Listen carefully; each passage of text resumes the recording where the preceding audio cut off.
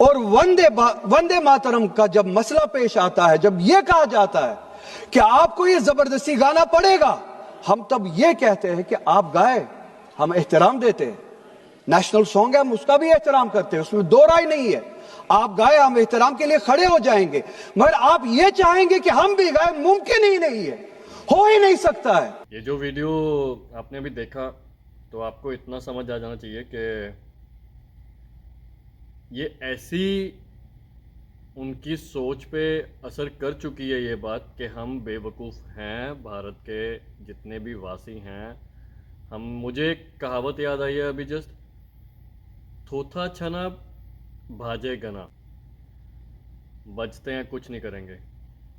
क्योंकि वो तो हमारे ही यहाँ पे बैठ के ये बोल रहे हैं कि हम पे थोपो मत, तुम गाओ, तुम्हारा मन है तुम गाओ, राष्ट्रगान तुम गाओ।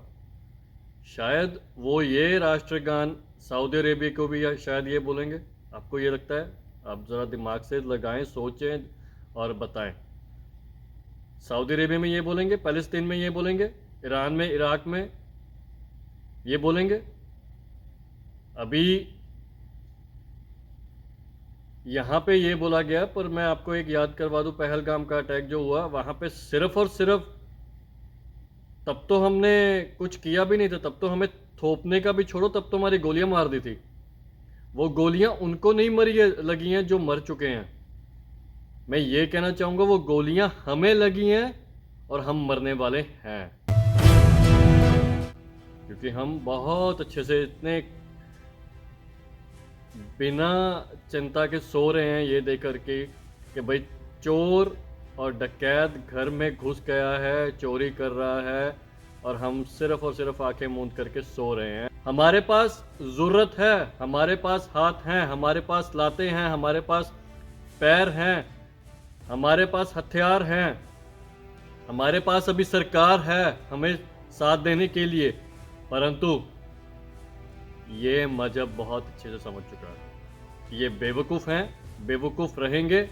26/11 अटैक हुआ, पहलगाम हुआ, पुलवामा हुआ, कितने ही अटैक हुए, 26/11 हुआ, आप सभी का दिल दहला।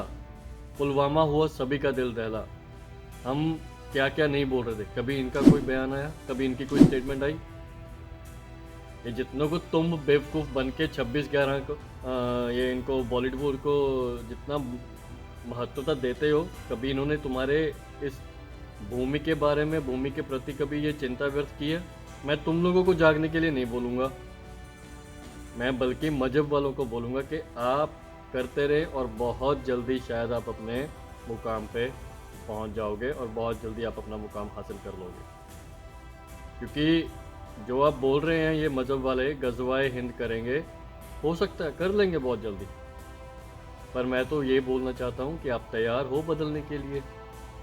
हम तो नहीं थोप रहे हैं इन पे। क्या आप कलमा पढ़ने के लिए तैयार हो? मैं ये बोलना चाहता हूँ कि तैयार नहीं हो तो तैयारी कर लो भैया, कलमा पढ़ने के लिए, ये खतना करवाने के लिए, ये सब कुछ करने के लिए तैयार हो जाओ भैया। 1947 में विभाजन हुआ, नहीं जागे, कांग्रेस की सरकार बनी।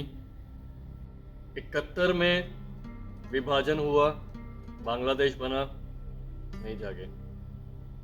उससे पहले कितने ही लड़ाइयाँ हुई, कोई नहीं जागा।